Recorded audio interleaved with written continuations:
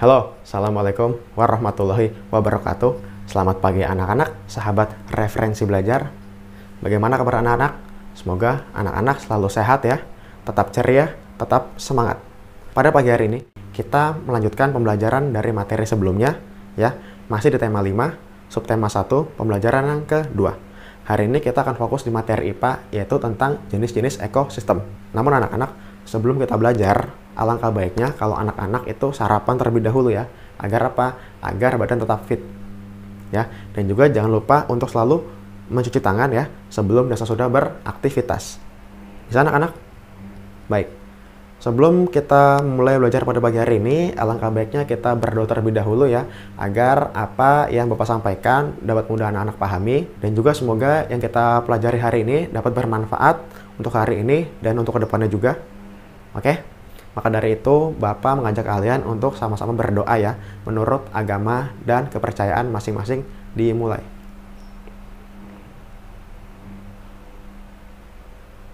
Selesai. Langsung saja kita masuk ke materi berikutnya.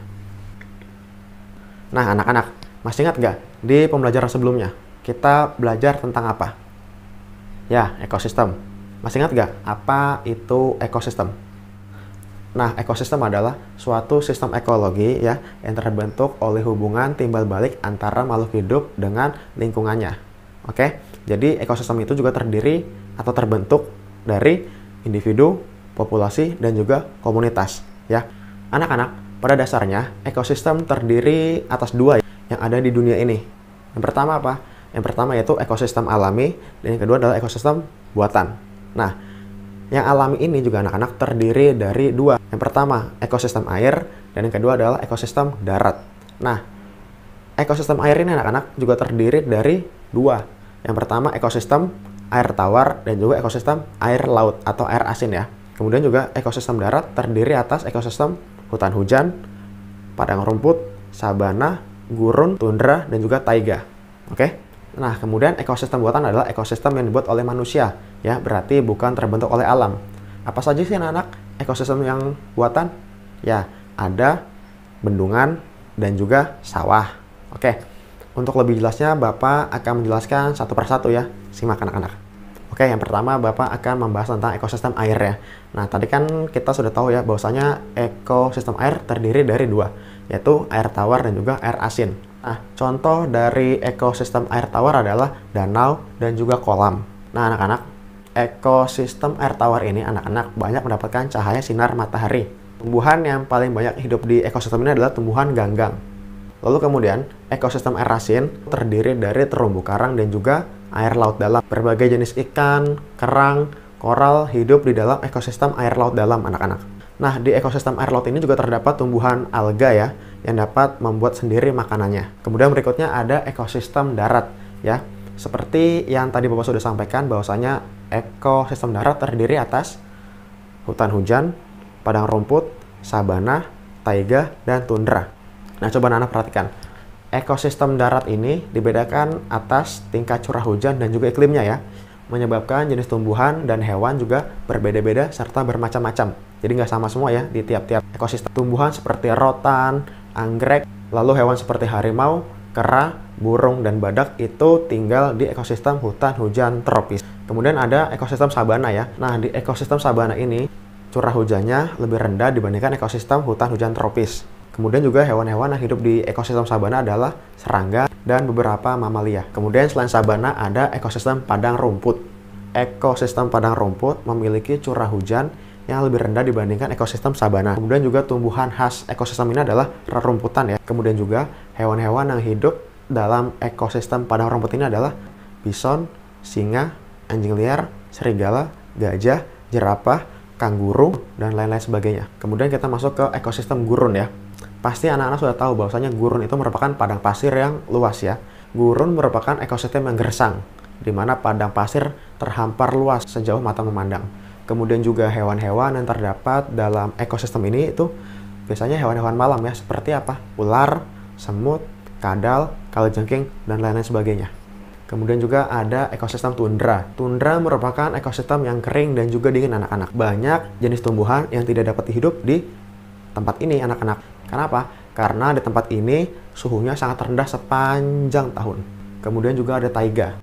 Taiga biasanya merupakan hutan yang terdiri atas pohon cemara dan juga pohon pinus dan lain sejenisnya. Nah, contoh hewan yang hidup di ekosistem taiga adalah beruang hitam. Nah, anak-anak, tadi itu adalah jenis-jenis ekosistem. Bisa ya anak-anak pahami ya bahwasanya banyak hewan dan tumbuhan yang hidupnya di tempat yang berbeda-beda, tidak selalu di tempat yang sama. Nah, anak-anak, kamu tentu masih ingat ya tentang penggolongan jenis makanan hewan yang sudah kita bahas di pembelajaran kemarin. Hewan sebagai salah satu komponen dalam ekosistem memiliki keunikan yang beragam-ragam.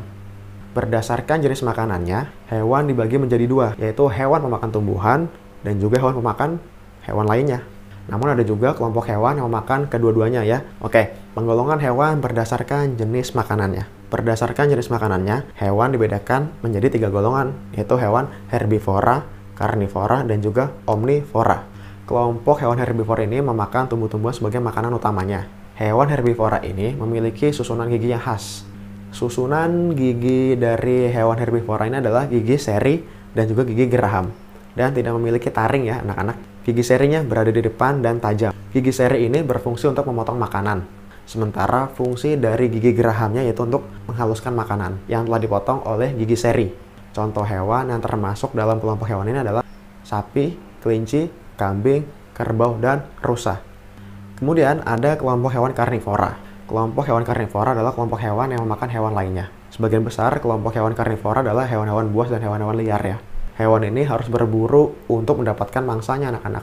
Oleh karenanya, hewan ini memiliki gigi taring yang tajam dan kuat. Gigi taring berguna untuk merobek dan mengoyak mangsanya. Hewan ini juga memiliki gigi seri yang tajam dan kuat anak-anak.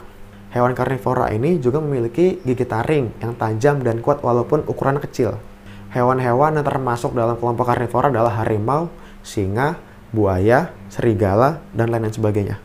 Kemudian yang terakhir ada kelompok hewan omnivora anak-anak. Hewan omnivora ini adalah hewan yang jenis makanannya berasal dari tumbuhan dan hewan lainnya. Nah, untuk hewan omnivora ini memiliki susunan gigi tersendiri.